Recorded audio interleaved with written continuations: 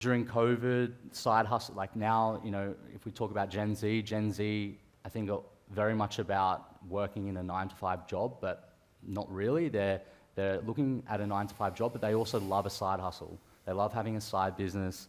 They love having an e-commerce store, a blog, a TikTok channel. They like getting all these passive revenue streams because I am Gen Z. I'm lazy, right? So I want to like have multiple revenue streams from different jobs, and I want to have multiple businesses. So we saw at Flippa this insane boom of like entrepreneurs that realize how accessible everything is to start a new business.